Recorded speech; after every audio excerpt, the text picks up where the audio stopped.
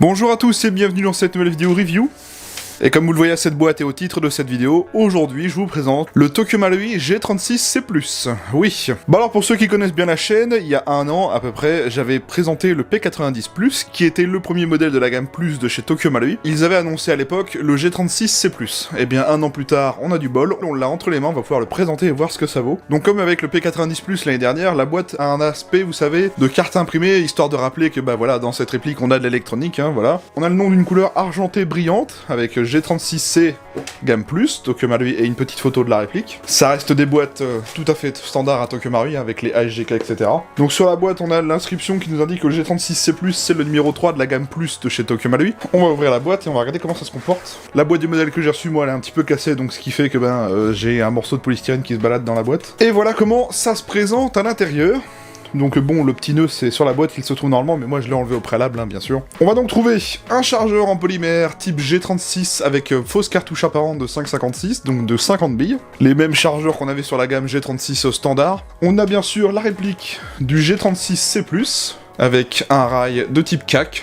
Oui, on va y revenir après. Sur le côté gauche ici, on va avoir une boîte d'accessoires qui va contenir plusieurs choses. Donc vous voyez la taille de la boîte d'accessoires, hein, un petit peu dessinée à la forme de la boîte. Déjà, on va retrouver un pad en polymère qui nous permettra de rehausser l'appui-joue sur la crosse. On va avoir ici un sachet avec plusieurs choses, un échantillon de billes, une clé Allen, un outil pour régler le sight avant, et puis des entretoises pour fixer le pad sur la crosse, et le capuchon de sécurité de chez Tokyo Marui. Et juste ici à droite, on va avoir le manuel de la réplique. On va le sortir tout de suite. Bon, je vais pas vous le montrer, mais sous la garniture de la boîte, donc en dessous du tissu et du carton, vous aurez la fameuse tige de nettoyage des bourrages et la baguette poussoir pour remplir le chargeur rapidement. Et voici donc la réplique du jour, le G36C+, de chez Tokyo Marui. Donc le troisième modèle de la gamme Plus de chez Tokyo Marui. Hein. Pour le coup, moi j'adore les G36, même si pour le coup celui-là c'est vraiment pas le modèle dont je suis plus fan, surtout à cause de ce rail CAC. Moi j'aurais préféré qu'il nous fasse un modèle standard. Enfin bref, ça c'est les goûts et les couleurs. Hein. Je la pose là et je vous parle un petit peu de l'arme réelle pour commencer. Le HK G36 est un modèle de fusil d'assaut conçu par l'entreprise allemande Heckler & Koch. À la fin de la guerre froide et la réunification allemande, la Bundeswehr se trouvait face à un dilemme. Le HK G11 et le HK G41 avaient été abandonnés et le G3 restait alors seul en service. Il s'agissait certes d'une arme performante, mais sa munition de 7,62 mm autant ne correspondait pas au standard autant qui avait adopté lui le 5,56 mm. De plus, le G3 était lourd et encombrant. La nécessité d'une arme plus moderne s'imposait donc. L'armée allemande avait trois solutions. Conserver le G3 malgré son obsolescence, adopter la K74 dont la défunte République démocratique allemande laissa d'importants stocks, mais dont la munition 5,45 par 39 mm n'était pas celle du standard de l'OTAN, ou développer une arme totalement nouvelle.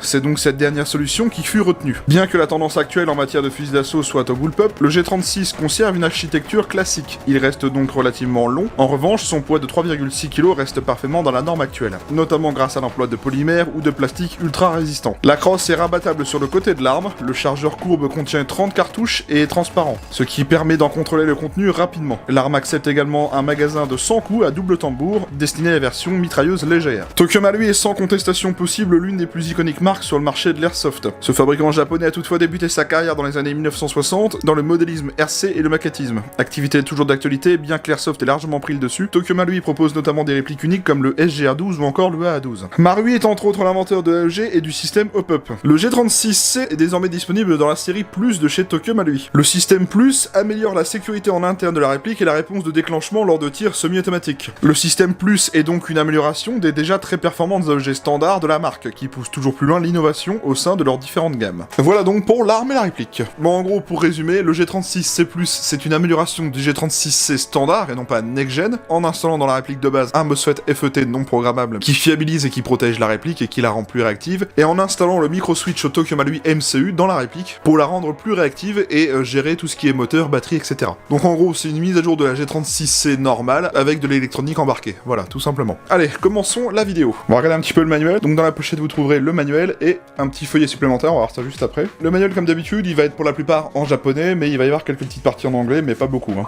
Donc on va avoir ici les différentes parties de la réplique, etc., avec une explication des batteries LiPo de chez Tokyo Marui. Ensuite, on va vous expliquer le sélecteur de tir du G36, comment garnir le chargeur en billes, comment régler et utiliser les organes de visée d'origine, comment installer le pad réhausseur sur la crosse, on va voir ça juste après, l'installation du chargeur dans la réplique, l'installation des optiques, l'installation des Ripicatini, le repliage de la crosse, le réglage du hop-up. Ici, on a une explication des codes l'erreur du système FET, on va y revenir aussi dans la vidéo. Le réglage du hop-up, enfin bref, vous voyez, c'est vraiment très complet, hein, comme d'habitude avec les manuels Tokyo Marui. Mais avec les schémas qu'il y a dans le manuel, il n'y a pas de problème, hein, vous arriverez très bien à comprendre ce qu'ils vous disent. Et donc, le petit feuillet supplémentaire, eh bien c'est tout simplement un plan éclaté de la réplique, comme d'habitude, pour le G36C+, pour les pièces internes et externes, avec les références à la kit list. Par exemple, si vous cherchez une pièce précise, eh ben il suffit juste de la retrouver avec le plan éclaté, et de la commander chez un vendeur, tout simplement. Donc voilà, comme je vous le dis tout le temps, quand vous achetez une réplique, si vous avez la chance d'avoir un manuel papier, profitez-en, lisez-le, ça peut toujours amener des infos intéressantes. Comment est-ce qu'elle fonctionne cette réplique? Eh bien c'est un AEG standard. Qu'est-ce qu'une réplique AEG? Eh bien c'est une réplique qui fonctionne avec une batterie. La batterie, elle vient actionner ce qu'on appelle la gearbox, et la gearbox c'est une grosse partie mécanique qui fait remonter un piston, et le piston comprime de l'air, et l'air comprimé sert à propulser la bille. Ça reproduit le mode semi et full automatique, comme un vrai fusil d'assaut ou comme un vrai pistolet mitrailleur. C'est généralement ce qu'il y a de moins cher pour commencer l'airsoft, pas avec toutes les marques, hein, bien sûr, on va y revenir après. Pour débuter l'airsoft, c'est vraiment ce qu'il y a de plus simple. Oui, c'est moins réaliste que des répliques à gaz, parce que les répliques à gaz simulent un petit recul et ont la culasse qui bouge à chaque tir, mais les répliques à gaz nécessitent plus d'entretien et c'est un peu plus contraignant l'hiver avec le froid. Donc AEG, ça veut dire Automatic Electric Gun. Tapez donc Airsoft AEG sur Google et vous en trouverez plein d'autres. On va regarder les marquages de cette réplique parce qu'il y en a quelques-uns quand même.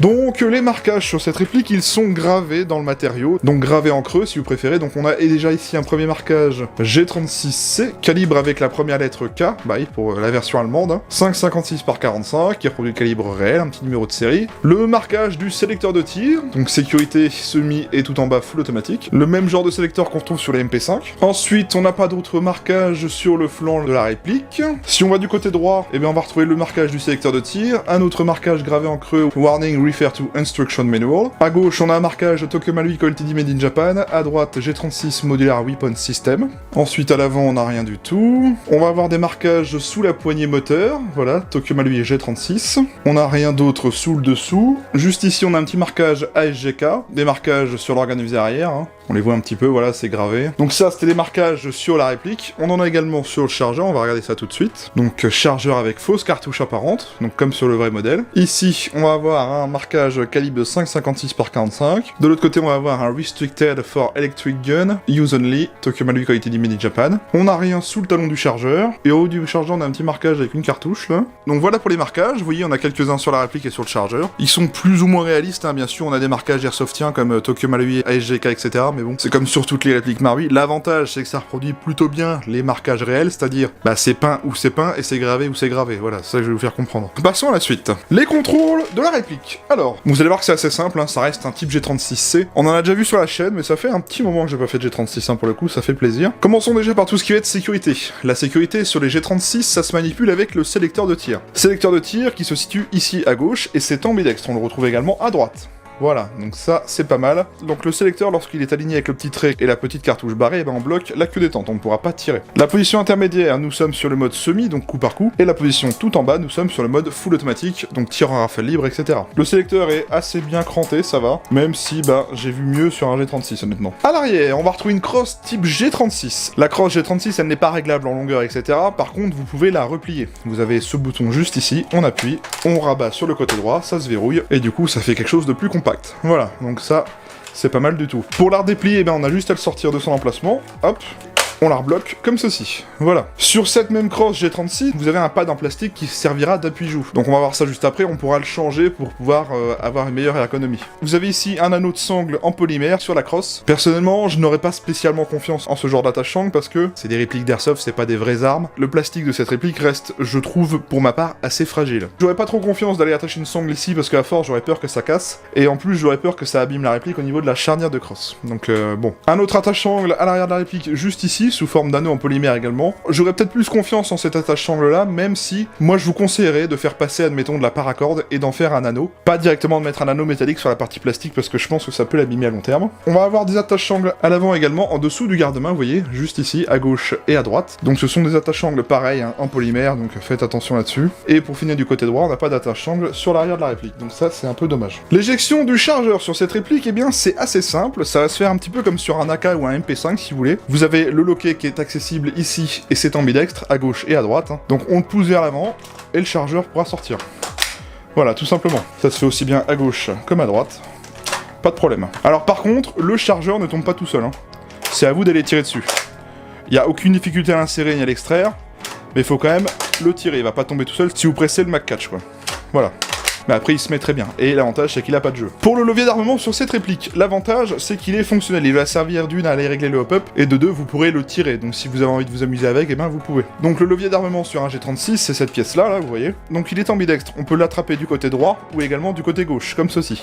Vous pouvez l'attraper et le tirer. Alors par contre, il faudra faire attention, parce que la pièce en soi elle reste en plastique, donc il faudra pas trop tirer dessus comme un bœuf. Au niveau des organes de visée d'origine, donc là on est sur le rail type CAC, pour le G36, comme je vous l'ai expliqué. Donc le G36 c'est normal, pour ceux qui connaissent, il a un rail qui part de l'arrière jusqu'à l'avant, avec des organes de visée incrustés. Là en fait, eh bien c'est différent. On va avoir un rail type CAC, un rail Picatinny qui va s'arrêter juste ici. L'organe de visée arrière et l'organe de visée avant vont être divisés, je m'explique. Vous avez l'organe de visée avant juste ici, flip up, et l'organe de visée arrière juste ici, flip up également. Donc l'avantage c'est qu'ils sont réglables, exemple avec l'organe de visée arrière, vous pourrez les rehausser avec la molette incrustée à l'organe de visée, en dérive également avec la molette sur le côté droit, et à l'avant vous pourrez régler la hausse du guidon avec l'outil en plastique qui est fourni dans la boîte. Vous pourrez le régler et en plus l'outil est fourni, ça c'est bien. Pour accessoiriser la réplique, comme je vous l'ai dit, vous avez le rail type CAC, donc vous avez un rail Picatinny en métal juste ici. Alors vous voyez il est pas très long pour le coup, donc ça suffira pour mettre un optique, mais pas plus quoi. Pour rien vous cacher, moi le G36C avec le rail type CAC, c'est loin d'être mon préféré, moi j'adore le G36C normal, y a pas à dire, hein, ça existe sur les vrais modèles, donc bah là ils ont pris quand même quelque chose qui existe en vrai. Vous avez également un rail Picatinny à l'avant sous le garde-main en métal, parfait si vous souhaitez y mettre, eh bien je sais pas, une poignée ou quelque chose du genre. Vous avez également des emplacements pour pouvoir fixer des rails Picatinny ici, donc un à droite, un à gauche. Alors par contre ils ne sont pas fournis dans la boîte, hein. Donc si vous voulez rajouter des rails Picatinny sur cette réplique, ça sera à vous d'aller les racheter en plus. Alors je sais pas combien ça vaut, j'essaierai de vous trouver le prix et de le mettre dans la vidéo, mais voilà, vous en avez qu'un de fourni de base sur la réplique, et c'est celui qui est en dessous. À l'avant de la réplique, vous aurez un cache-flamme en métal dévissable. Alors attention, vous aurez une petite vis de sécurité à retirer juste ici, avant de pouvoir retirer le cache-flamme. Il faudra retirer le garde-main pour pouvoir accéder à cette petite vis, pour pouvoir ensuite dévisser le cache-flamme. C'est pas le plus pratique, mais vous pouvez au moins modifier ce cache-flamme ou y mettre un traceur modérateur de son, et c'est un pas de vis 14 mm CCW, classique. Comme je vous l'ai dit tout à l'heure, vous pouvez également modifier la position de l'appui-joue en fonction des différents réglages que vous souhaitez faire. Dans le manuel, vous avez un petit schéma qui vous explique comment faire. Dans le manuel, on nous montre également les 4 réglages différents possibles avec les vis à installer. Vous voyez, L25, L16, L35, L25, etc. Et vous voyez, on a une explication très bien faite sur comment procéder. Donc nous, on va le faire. On va, admettons, faire ce réglage, eh bien, là. Et voilà ce que ça donne une fois installé avec la rehausse de l'appui-joue. Donc là, vous voyez, je l'ai mis au réglage numéro 2. Et donc, comme tout était bien parfaitement indiqué dans le manuel, et bien j'ai fait les instructions. Et tout est bien fixé. Du coup, j'ai une petite rehausse sur l'appui-joue. Après, c'est à vous d'adapter la réplique en fonction de vos besoins, hein, tout simplement. Mais vous voyez que la rehausse de crosse s'installe parfaitement. Tout est fourni dans la boîte. Et c'est vraiment très simple de le faire. Et ben voilà pour les contrôles standards de cette réplique. Hein. Bon, vous voyez, ça reste un G36. Il n'y a rien de bien compliqué. Surtout que là, on n'est pas sur un next-gen. On est vraiment sur une gamme plus. Donc ça reste entre guillemets un AEG standard, voilà, mais avec de l'électronique embarquée, quoi. Le réglage du hop-up de cette réplique, eh bien c'est pas compliqué, c'est comme sur les G36 AEG classiques. On va prendre le levier d'armement, on va le tirer à fond, mais vous ne pourrez pas le bloquer, ça sera à vous de le maintenir. Je zoome et vous voyez qu'on a accès à la molette de réglage du hop-up, qui est juste ici, voilà. Elle est très facile d'accès, elle est ferme sans être trop dure, donc du coup ça va pas se dérégler tout seul. Moi tout ce que je demande à un hop-up, c'est de faire son boulot correctement en sortie de boîte, et ça il le fait, donc pour le coup j'ai pas grand chose à dire dessus. L'installation de la batterie sur cette réplique. Alors, comme sur la plupart des G36 du marché, eh bien ça va se faire dans le garde-main, parce que vous voyez bien que la crosse n'a pas de place pour tout simplement y mettre une batterie. C'est pas le système que je préfère le plus, mais ça a été quand même plutôt bien réfléchi, vous allez voir que vous allez pas trop galérer à installer la batterie là-dedans. On va éjecter la petite goupille qui se situe ici, à l'avant de la réplique, là. Donc on appuie dessus, et elle va sortir de l'autre côté, comme ceci. Donc la perdez pas, ça serait dommage. Et donc là on va tout simplement tirer le garde-main vers l'avant. Voilà. Et donc on trouve notre emplacement de batterie ici, là. Et on a la connectique Tamiya Mini juste ici. Oui, c'est de la Tamiya Mini, hein. Toujours pas de Tedin chez Tokyo Marui en sortie de boîte, mais bon, c'est comme ça. C'est pas le système d'emplacement de batterie que je préfère, comme je viens de vous le dire, parce que généralement, dans la plupart des cas, quand on installe la batterie dans un G36, c'est galère avec le fait qu'il faut trouver de la place pour votre batterie, gérer les câbles et ensuite refermer le garde-main. Petit conseil personnel si jamais vous voulez acheter cette réplique, prenez des batteries de ce genre. Les batteries LiPo 7-4V Tamiya Mini, mais vous voyez les petites batteries de chez ATM. L'avantage c'est qu'elles sont fines et elles sont pas très longues. Vous allez voir, ça a été quand même plutôt bien conçu. Vous voyez, on a une espèce de petite bande juste ici, qui est fixée directement, eh bien, à la réplique. On va passer la batterie dans cette bande, on va l'insérer jusqu'au bout. Vous avez ici un loquet de blocage, voilà, vous la bloquez là. Ensuite, vous branchez votre batterie, et puis maintenant, il va falloir refermer le garde-main avec les câbles, en faisant attention, bien sûr, donc c'est ce qu'on va essayer de faire. Voilà. Donc voilà, comme vous l'avez vu, je me suis arrangé des câbles, je remets la goupille et je referme, tout simplement. Et voilà, j'ai installé la batterie dans la réplique. Donc voilà, pour ceux qui se posaient la question de savoir si vous voulez une bonne batterie sans trop se prendre la tête, eh bien, je vous dirais de prendre celle-ci. Et si ça vous intéresse, je vous mets le lien en description, comme d'habitude. Et ben maintenant qu'on a mis une batterie, on va faire le test de tir à vide. Donc dans cette réplique, on a un petit MOSFET. Alors attention, je vous dis tout de suite, c'est un MOSFET non programmable, hein. C'est ce qu'ils appellent le FET chez Tokyo Marui. C'est le même genre de MOSFET qu'on a dans les MP5A5 et les SD6 et même MP5A4 Next Gen. C'est le même MOSFET qu'on a, eh bien, dans le P90+, dans le Patriot+, etc. Dites-vous juste qu'en fait, c'est de l'électronique embarquée au niveau de la queue détente qui va gérer et fiabiliser la réplique à long terme. Et puis, ben, ça donne un petit gain de réactivité quand même, mais ce n'est pas programmable, c'est ça que je vais vous faire comprendre. Dans ce genre de réplique, je vous le dis tout de suite, n'utilisez pas de la 11.1, parce que de toute façon, le FET est conçu pour détecter les batteries 11.1 et pour mettre la réplique en sécurité. Vous ne pourrez jouer qu'avec des batteries 7.4 sur ce genre de réplique avec ce MOSFET. De toute façon, vous allez voir qu'une 7.4, ça suffit largement pour cette réplique. On va passer en semi, on va regarder la queue de détente, et on va regarder ce que ça donne. Vous voyez, donc en fait, j'ai un débattement, à ce niveau-là, j'ai une petite résistance, pas du tout prononcée, c'est très friland, et ça part. Trigger reset juste ici. Premier cran, deuxième cran, trigger reset.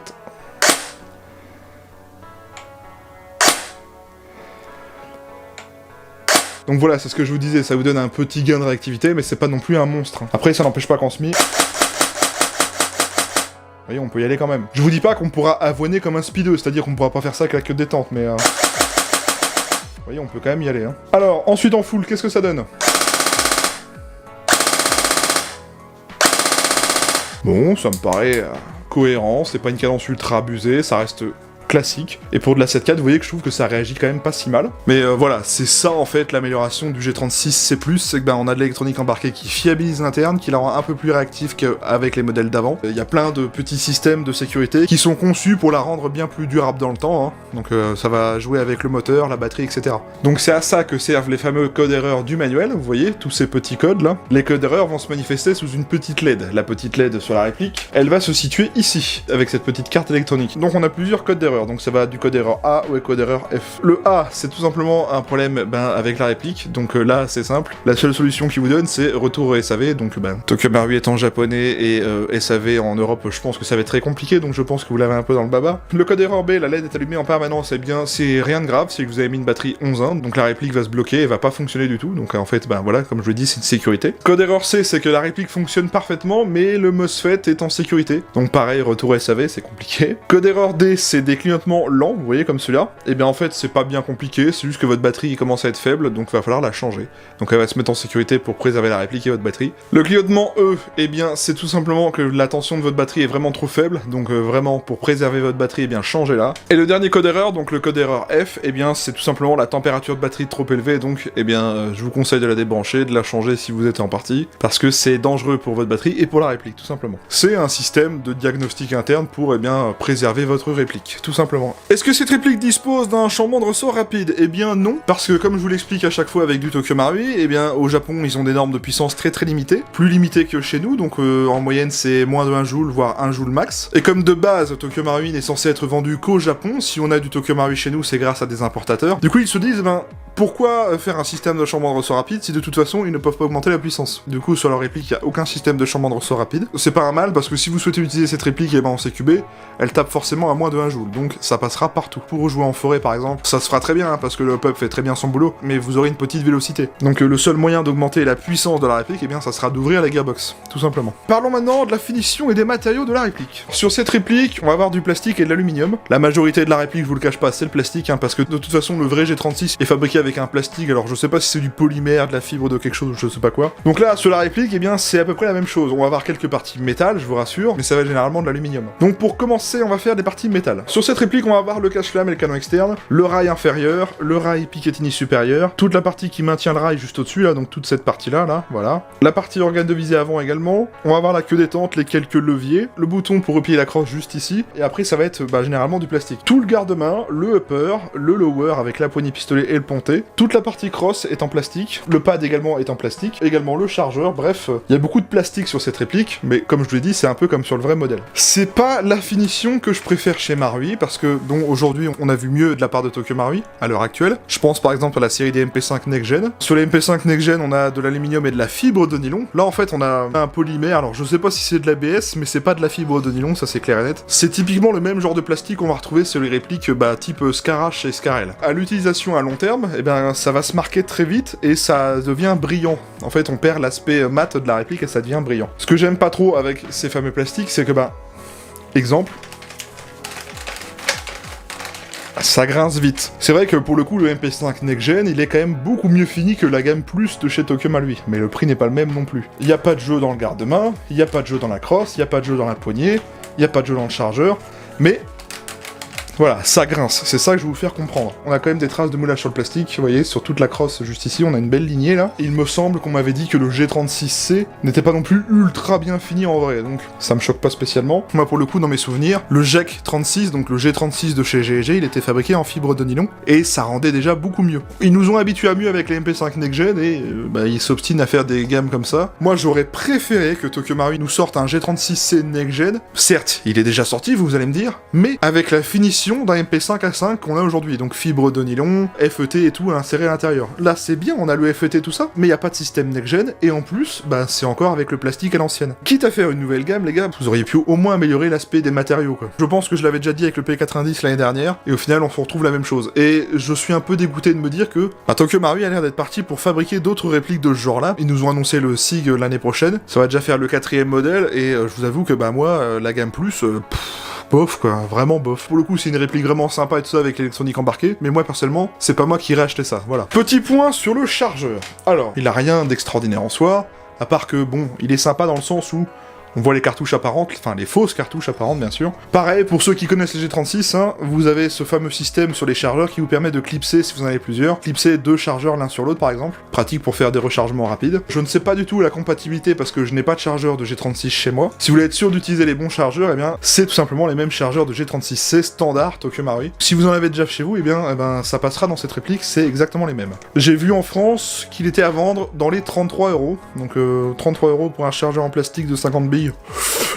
Ouais, je peux comprendre que certains puissent me dire, ouais, c'est cher quand même. Il me semble que mes chargeurs de Scar, je les ai payés moins cher que ça. Et mes chargeurs de Scar, c'est des chargeurs next-gen. Alors par contre, petit point sur ce chargeur que j'aimerais signaler. Vous allez voir au test de tir juste après que, le chargeur d'origine, il me cause, entre guillemets, un petit problème. C'est pas très gênant. Lorsque je remplis mon chargeur à fond, donc lorsque je remets 50 billes dans le chargeur, que je mets le chargeur dans la réplique et que je passe en full, le chargeur file mal avec la réplique. Ce qui fait que, au début, on a des misfeeds et des tirs un peu chelous, vous allez voir au test de tir, c'est pour ça qu'on rigole avec le stagiaire. Quand on tire à peu près une quinzaine de billes, ça se stabilise, et après jusqu'à la fin du chargeur, ça tire très très bien. Il doit y avoir un problème avec le ressort, je sais pas ce qui se passe, mais j'ai envie de dire ça serait peut-être un défaut de conception avec le chargeur, je sais pas trop. Je veux maintenant vous parler des caractéristiques techniques d'origine. Alors c'est une réplique de calibre 6 mm à propulsion AEG, disposant d'origine d'une connectique Tamiya. Elle dispose des modes de tir, sécurité semi et full automatique. Elle est annoncée par le fabricant à 0,8 joules, soit à peu près 300 fps. On fera un test chronique pour vérifier. Elle fait une longueur minimale cross repliée de 500 mm et une longueur cross dépliée de 718 mm. Elle pèse 2885 grammes. La longueur de son canon interne est de 247 mm de long. Elle dispose d'un pas de vis 14 mm CCW intégré.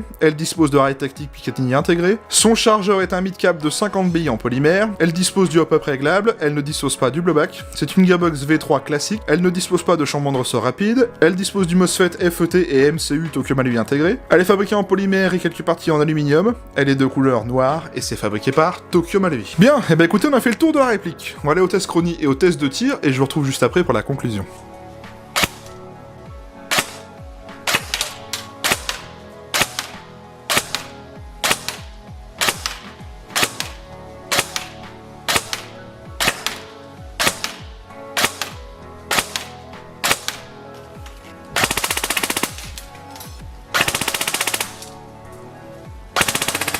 Bon, on tourne aux alentours des 300 fps, comme annoncé. Vous avez remarqué de temps en temps, on a un tir qui tombe un peu. Comme je vous le disais, c'est le chargeur qui a un peu de mal à filer lorsque le chargeur est bien rempli. Bonjour. On teste aujourd'hui le G36 Plus de chez Tokyo. Marui, c'est bien. Ou Marui. Marui. Marui. Eh bien, allons-y. Attention.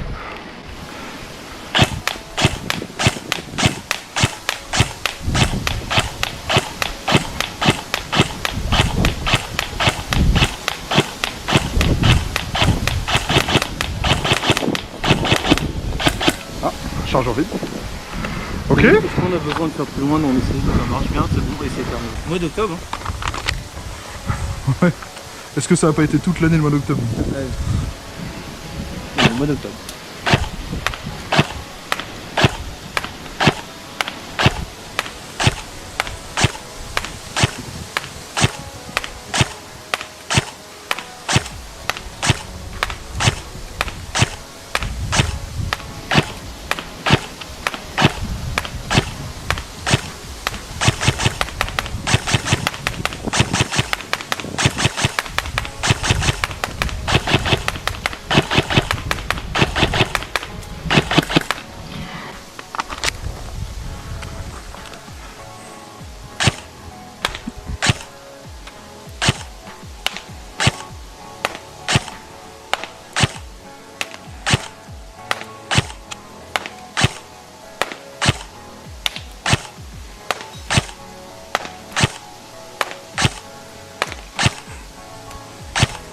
tu regardes comme ça? Je suis en train de dire les clitos sur le côté.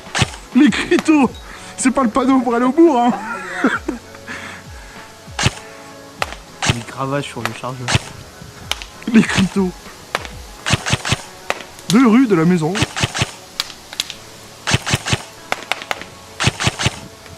Il y a du vent. Mais ça y va. Hein. Ça y va sans problème. Elle n'avait pas tout. Pas tout.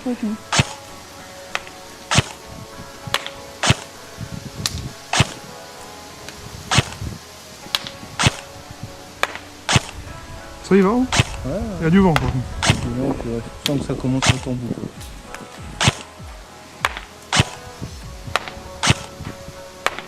Enfin non, parce que je suis pas à fond, hein, le peuple. Ah. Ça y va. Ce qui joue surtout, c'est le vent. Hein. C'est vrai. Regarde.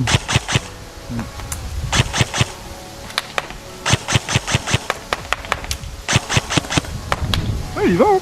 Il va. Pourquoi ça a bourré au début, hein?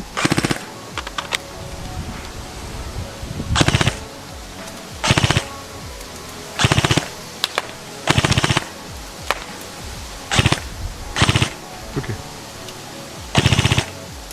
Il y a du vent.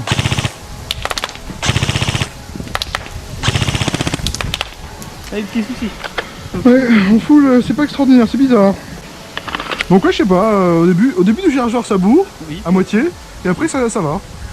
Donc là ça va refaire pareil. Voilà. Voilà. Et là ça va être bien maintenant.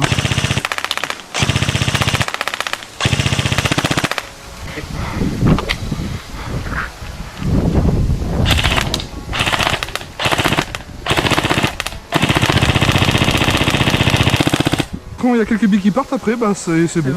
On va en tirer 10 en semi, Ouais. voir si ça va bien. Nickel. Ouais. Maintenant full. C'est ça. Donc en fait c'est les premières billes quand le chargeur est à fond. Ça veut dire une chose, c'est que ce n'est pas forcément la réplique. C'est ça. Donc voilà. Ouais, bon. Ça, rien que ça.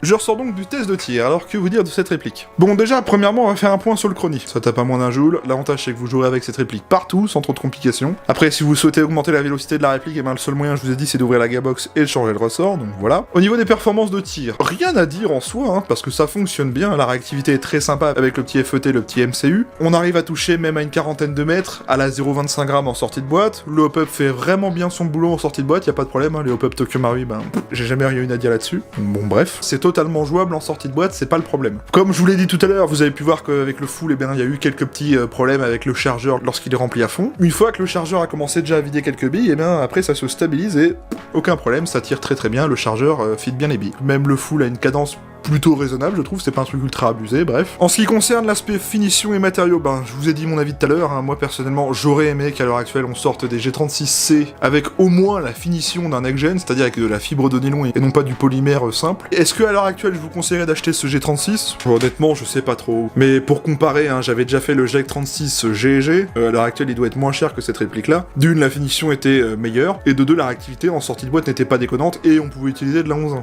Alors en soi, c'est pas du tout une mauvaise réplique, au contraire, hein. Mais avec ce qui se fait aujourd'hui, moi j'ai vraiment du mal à me dire que moi je pourrais acheter cette réplique, clairement. Et il nous aurait sorti quelque chose de plus récent, c'est-à-dire ben, un G36 Next Gen avec une belle finition digne d'un MP5A5 Next Gen.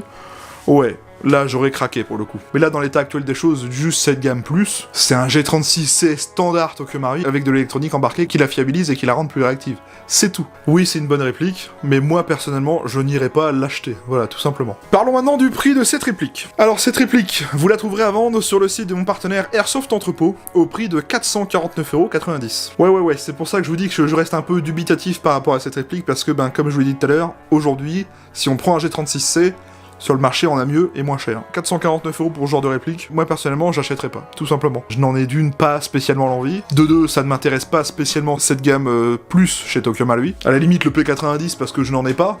Et encore, le P90 Crytek est mieux, comme je l'avais dit à l'époque. 449 €, ça commence à faire de l'argent pour cette réplique, sachant qu'elle n'apporte pas grand chose à part de l'électronique embarquée, quoi. Donc voilà, si jamais vous souhaitez acheter cette réplique, 449,90 € et je vous mets le lien en description, comme d'habitude. Bon, et bien écoutez, on a fait le tour. Alors, petit rappel, pour ceux qui souhaiteraient soutenir la chaîne YouTube, vous pouvez utiliser mon lien affilié chez Airsoft Entrepôt. C'est tout simplement un lien qui vous permettra de soutenir la chaîne directement, gratuitement, sans rien débourser de votre poche. En fait, quand vous validez une commande avec ce lien, moi j'y gagne des avantages chez Airsoft Entrepôt. Je sais qu'il y en a déjà plein qui l'ont fait, il y en a toujours qui continuent à le faire. Un grand merci à tous ces gens-là. C'est tout simplement le meilleur moyen à l'heure actuelle de soutenir la chaîne sans rien débourser de votre poche. Donc si le cœur vous en dit, faites-le. Merci à tous ceux qui le font.